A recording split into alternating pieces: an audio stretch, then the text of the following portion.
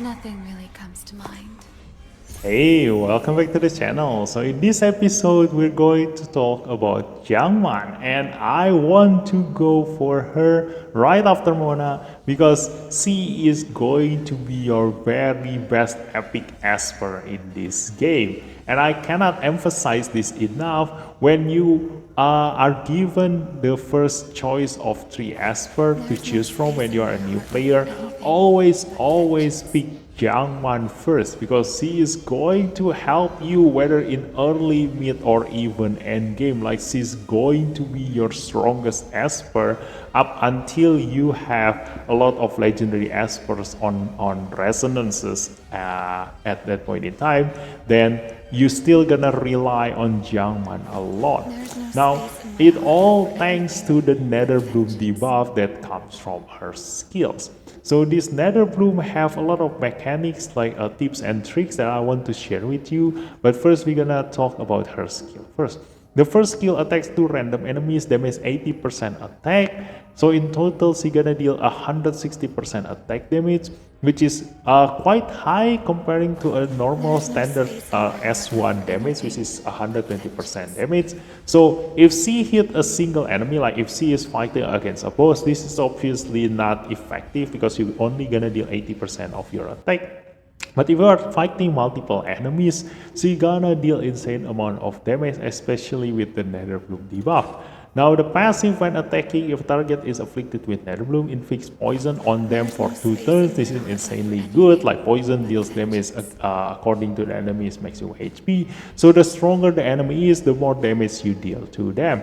When taking a hit, if the attacker is afflicted with Nether Bloom, usually you have a 50% chance to counterattack, but if you able to get her 6 resonance, she has a 100% chance to counterattack when the enemy have Nether Bloom and attack Jiangman. There's no So space in my obviously a heart for very anything strong beyond my thing to have. intentions. This makes sure that the enemy will always have another bloom debuff at every point in time. Now the third skill attacks all enemies 3 times, total damage 110% attack and inflicts Nether Bloom on all 5 enemies. 110% attack is already 10% higher than a normal AoE attack damage, and the cooldown is only 3 There's no turns. So space in again, my you heart can for anything always beyond my going to intentions. inflict Nether Bloom on the enemy every single turn. And especially if you give her an equipment with very high speed here, then you're gonna be able to just keep on refreshing that Nether Bloom debuff on the enemy. And what does Nether Bloom do? Nether Bloom, for enemies that is afflicted with Nether Bloom, if they receive There's no 5 space in my hits, heart for then this Nether anything Bloom beyond gonna my explode, dealing intentions. damage to 3 random enemies, prioritizing the Nether Bloom carrier, and the damage is 85% of Jiangman's attack. And also, these random enemies, like prioritizing the Nether Bloom carrier, also applies for her first skill. Like attacks to random enemies here is actually not totally random. The first enemy that will receive the damage is There's no always the space in one my that heart you for actually anything targeting beyond my when you intentions. use this skill. So when Jiangman is aiming for like enemy A, when using her first skill, then that enemy will be one of the random enemies that receive the damage, and the other one will be totally random. So this one prioritizing the Nether Bloom carrier and damage 85% of Jiangman's attack. So that means that in There's total no you're gonna space in deal my heart for anything beyond my 255% intentions. attack of Jiangman's attack to your enemies, which is already insanely high enough as an AoE damage. And it also have a 50% chance of inflicting silence on target. And because this is a silver debuff, you don't need accuracy at all for the Nether Bloom to get inflicted on the enemy. But the silence is reliant on your accuracy There's no and space in also my the heart poison for here. anything So beyond if my you do intentions. want to get the bonus of silence and poison, do give Jiangman some accuracy. But if you only aim for the damage coming from the Nether Bloom, she actually don't need accuracy at all because this is a silver debuff. Now, there are a couple of tips and tricks that I can share to you with the Nether Bloom. Mainly this. When the enemy There's no who space in doesn't my have a heart for Nether Bloom anything get beyond hit my by intentions. Jiangman's attack and die, the Nether Bloom that get inflicted on the enemy will straight away explode, dealing the damage to 3 random enemies. So even if the enemy die without getting the 5 hits, you will still get the full damage out of the Nether Bloom. This also applies to enemies that, firstly is that like when you inflict the Nether Bloom and they die, and if they already have the Nether Bloom and they die before getting 5 hits, they also the Nether Bloom gonna explode. In any case, every time the enemy who got inflicted by Nether Bloom die, it's gonna straight away explode and deal damage to the enemy, and then the explosion itself is counted toward the hit needed for the enemy to explode their own Nether Bloom. So it's gonna trigger a chain reaction of fireworks on the enemy when you are able to reduce the 5 hits needed, and that's why Mona is very much really strong for Jiangman combo, because she is able to reduce that multi hits with 4 of her multi hits here. So you only need 1 extra hit to trigger all the Nether Blooms. So that is insanely strong. But then again, it doesn't necessarily need to be Mona. Like you can always pair Jiangman with someone like Pritzker. Pritzker have 3 multi hits there for AoE, and also someone that can have like very high speed and AoE rotation here.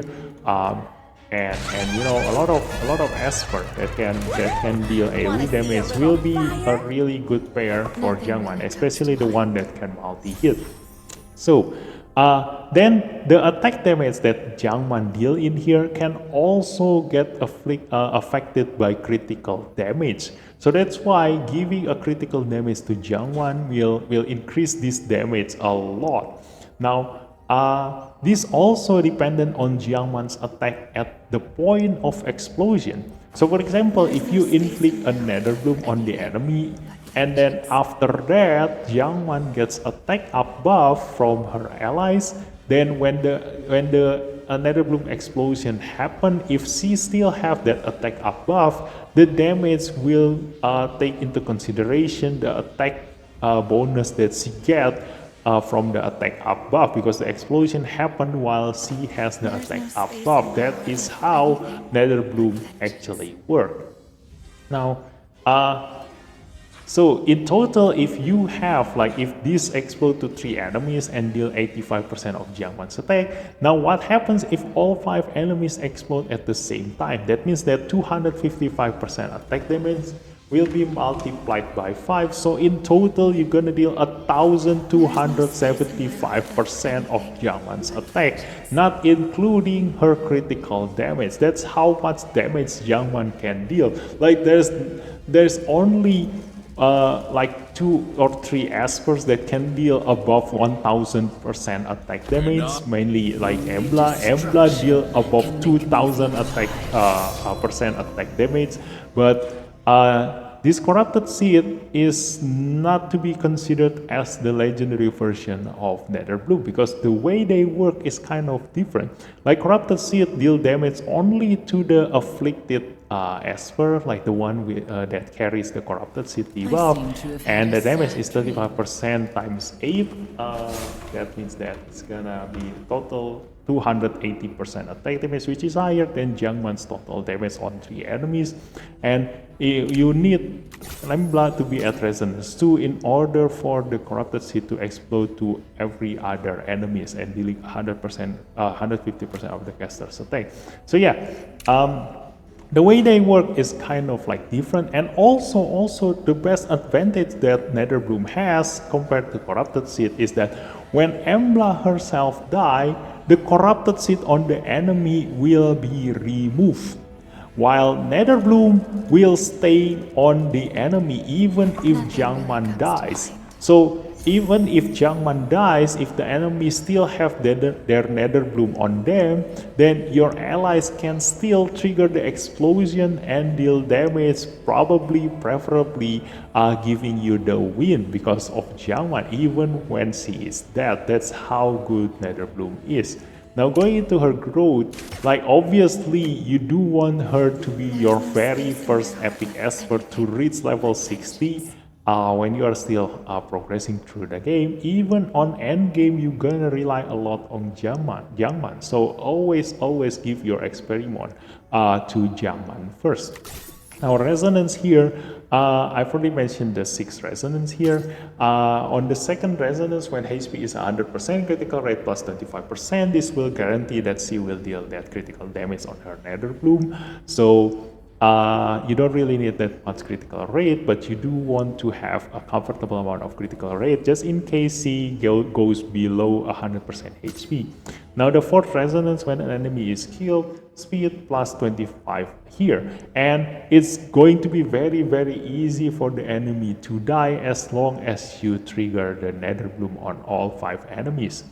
Now the attack bonus here is going to increase your damage by a lot, so yeah, resonance is really strong on Jiangman. And the 6th one we've already mentioned, this is insanely strong. Now going into her ascension, it's kind of like weird, like she has HP as her 6th ascension here, so it doesn't really help her damage. Like only the 5th one increase her damage here, even the 4th one increase her accuracy, which is not really needed. So the ascension is not necessary above the 3rd ascension here if you do want to save up on material, or you can just go for the 5th one here. But the 3rd one is very necessary because it is the one that gives you the Nether Bloom on her 3rd skill, which is very important because if you cannot get the 3rd ascension, Jiangman is pretty much gonna deal very low damage because this is what gives you the most damage out of her Nether Bloom. Now, going into her rival rune, I would prefer Jiangman to be given a win set instead of the war set in here. So that's why not many players use her in mid-bout. But the recommendation for the Avatara here is pretty much on spot. Because when she get Avatara here, that means that she will be able to inflict Nether Bloom every time the enemy attack her, whether it comes from Avatara or whether it comes from her passive. So if the enemy have Nether Bloom when attacking her, the counter attack will definitely happen 100% of the time if you have her at resonance 6. But if you have her at below resonance 6, that this has a 50% chance of triggering. If you are unlucky on that 50% chance, you at least still have your Avatara to get triggered. So you have a fail-proof chance there. Now, if the enemy doesn't have any Nether Bloom, so obviously you're gonna rely on your Avatara alone. So that's why Avatara is very good on Jiangman, because you do want to keep inflicting Nether Bloom on the enemy. Even when the enemy already has Nether Bloom, it will reduce the hits needed for that Nether Bloom to explode because of her Avatara trigger. So that's why in rival rune here it puts Jiangman at a weird position, because you do want Jiangman to move first to inflict Nether Bloom on all enemies before all of your other Esper move. So if she doesn't have enough speed in here, then it defeats the purpose of Nether Bloom, because if your allies already move first and then Jiangman moves last, then nobody gonna help you triggering that Nether Bloom. And because of the 5 hits requirement, it's very easy to cleanse the Nether Bloom out of existence from all of the enemies support that are able to cleanse debuff. And there is no downside of removing Nether Bloom using cleanse, unlike the corrupted seed. For corrupted seed, if you cleanse the corrupted seed, it will deal damage at the amount of stacks that it gets removed. But for Nether Bloom, it just gets removed without any damage at all. So that's why another best pair that you can pair for Jiangman is actually Tricky here. Because Tricky, every time the enemy remove their debuff, they will get hit by 30% of their current HP using Tricky's passive. And the number of Nether Bloom that Jiangman can give to the enemy will get refreshed every time the enemy cleanses the Nether Bloom. So instead of getting damage from the Nether Bloom explosion, the enemy will keep receiving damage from Tricky's passive. That's one combo that you can use out there if the enemy have Cleanser. So there are a lot of ways to make use of the Nether Bloom, you know, all this explosion, all those tips and tricks. So Jiangman is very easy, very newbie friendly to use, but it also have a very high skill ceiling to be mastered. So that's why Jiangman is the best Esper, epic Esper in this game because of that, versatility. She is very good at beginner level. She is insanely strong at expert level. And going into her Divinate, the attack bonus here is really strong. And the Divinate effect itself, when the bearer's HP is below 70%, passage final damage plus this can go up to 20%. So passage is the first skill here. So it increases her overall damage too, so it's alright. But what you want to aim for from here is actually the attack bonus when you level up this Divinate. So I do want to try her out like in VR Battleground, because we didn't have a chance to use Mona as our benchmark in the previous episode, but I do want to show you the damage difference. We're gonna use Mona from now on as our benchmark for AoE damage here. So this is the amount of damage that Mona can deal using her AoE damage. Everyone, to your positions! Okay, so this is the amount of Mona's AoE damage. It goes by 115% attack and increase critical damage by 30%. This is why I don't really want to use this as a benchmark because this is really hard to quantify. But Mona deals like almost the highest AoE damage in this game, like a very good AoE damage Esper with a 3 turns cooldown for her AoE damage. So let's see. Hey, so look at those damage, like almost all of them are near that here. So that's the amount of AoE damage that Mona can deal. So we're gonna compare this with JIANG's AoE damage.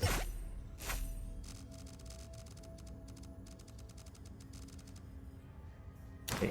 I'm still gonna bring Mona there, so because I do want to trigger the Netherbloom explosion and show you guys how much damage difference between her initial AoE damage and from her Netherbloom explosion. So I do want to give Mona some speed relic here, but without the damage and also the extra speed there, so that it doesn't Mona will deal the least amount of damage, so that we can see how much damage JIANG can actually deal to her enemies. So this is the initial damage from the Netherbloom. Look at that. It goes to almost like 50% of the enemy's maximum HP. So you can compare it with Mona's damage just now, but this is the amount of the Netherbloom explosion once it's exploded.